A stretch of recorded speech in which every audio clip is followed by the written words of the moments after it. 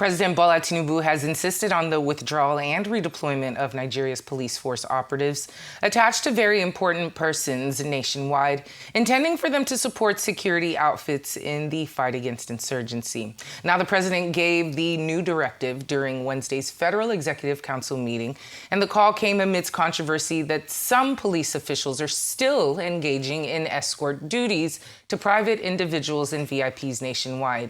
He directed the Minister of Interior, Olubunmi Tunji Ojo, to liaise with Inspector General of Police, Kayode Egbetokun, and the National Security and Civil Defense Corps to immediately replace withdrawn escorts so you don't leave people exposed. Well, a former police commissioner in charge of the Federal Capital Territory, Lawrence Alobi, joins us now to discuss, to have a chat about the apparent slow enforcement of the police escorts, the withdrawal order, and how to effectively implement such a tall order. It's great to have you on the show this afternoon. Thank you so much for joining me, Lawrence Alobi. Thank you, Awa, for having me. Thank you. So we've heard a lot of talk about this withdrawal of escorts, police for VIP, obviously because of the increase in attacks that we've experienced, attacks and abductions that we've experienced in the country recently. But let's get down to the dollars and cents or naira and kobo of it, because how significant is the financial incentive, the allowances, the gifts that are given to these officers in resisting a return to general policing duties? What measures can effectively counter this internal corruption? Because we also know that they have issues with payments of salaries in some of these organizations. No, that is a wrong perception.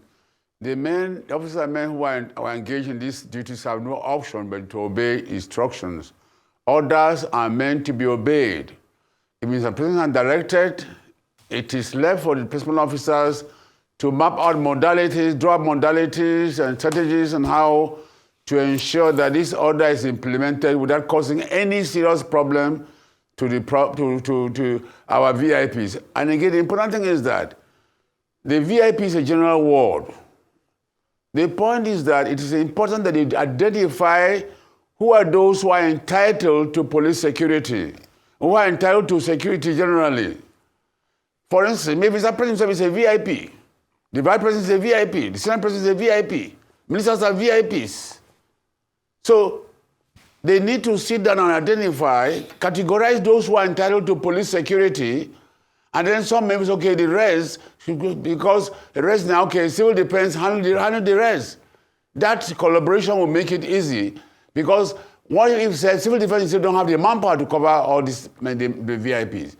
The police now will withdraw from others who don't deserve to have police security, and only concentrate on those who deserve to have police security, like the vice president, the senate president, the ministers, even local government chairman is a right to say. When I was CP Federal Operations, General Guzo was the NSA. And General Mohammed was chief of staff to the president. My office, these three offices met down and drew up those who are entitled to police security. That should be done.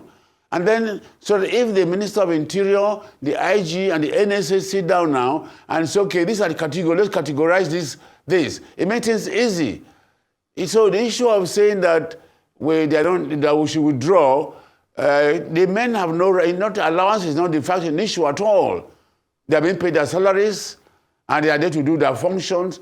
And protection of life and property is the statutory function of the police, and also Section 4 of the Police Act.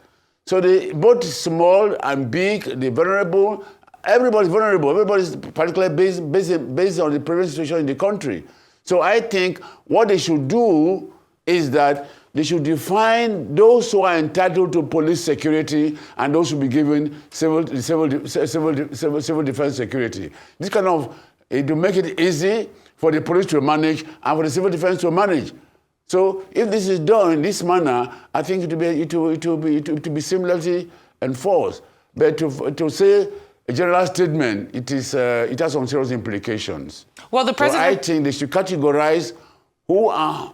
Yeah, they categorize... Like the IG should now form a committee drawn officers from the Ministry of Interior, then his office and the IG's office, and identify, like I just said, when I was CP fellow operations, Guzo was the General Guzo was the NSA, Jamama was chief officer to Mr. President, we sat down and identified those who are entitled to police security.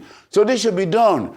And then just say, no, Mr. President, that's what meant to be obeyed. It is not left for the staff officer, the president officers to now sit down and drop the modalities. Mr. President is not the one going to enforce the instruction, enforce the order.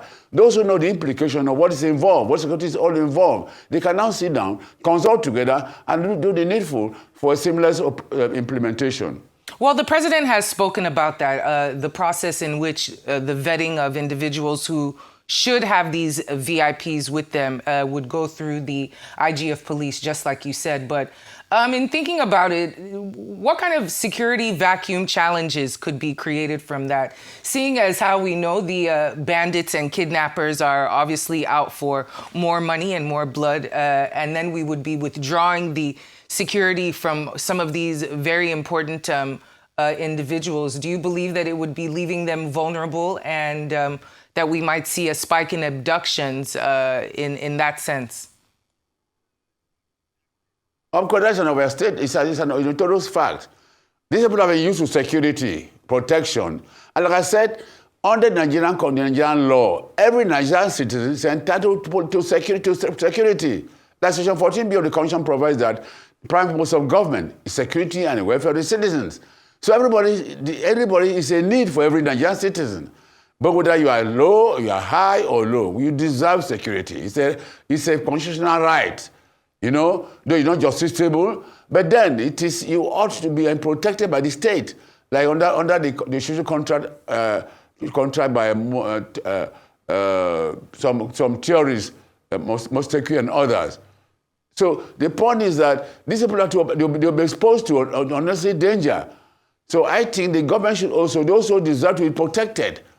So, like I said, what they should do, the committee should be set up from the IG's office. IG office can chair the office, can chair the committee, the NSA officer from NSA's office, Ministry of Interior. They sit down and drop out the list of those who are entitled to police security. Right. Then the others can now be said, okay, civil defense, you cover this. It will make it easy for civil defense and make it easy for the police. Because every citizen is entitled to security.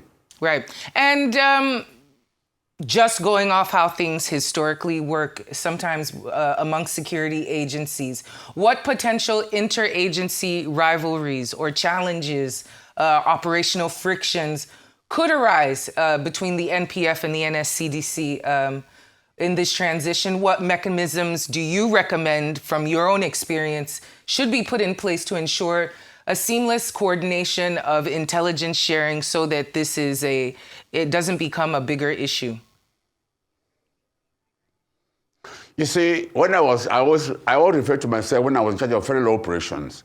In all national operations, I will jointly brief the men, give them rules of engagement, an operational the code of conduct, and assign them to various tasks. You see, the security agencies are like fingers on one hand. There should be no competition. We're serving the same government, the same objective to protect and make Nigeria safe and secure for all Nigerian citizens. So, issue of ego, rivalry, nobody can do it alone. The police cannot do it alone, military cannot do it alone, civilian cannot do it alone. What is required is collaboration and cooperation and understanding. They should be having joint training, joint briefing. Then let them, the officers and men, get to understand themselves that we're not here on the right, we're not rival, it's not an issue of competition at all. It is collaboration and cooperation.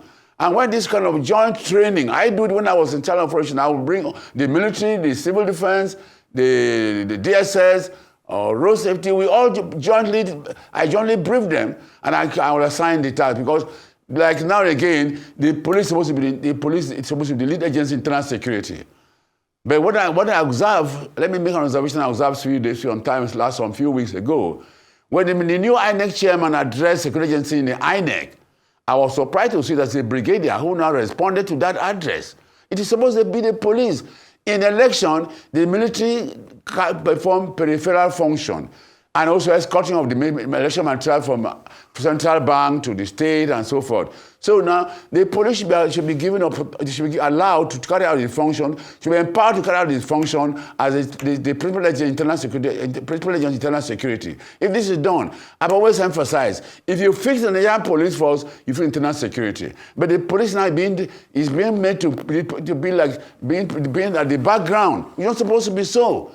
Even the military is there to assist, or there to assist. So they should all work together to collaborate together as being fingers of one hand, members of the same family, security family, security architecture, to work together, not bring the issue of ego, competition.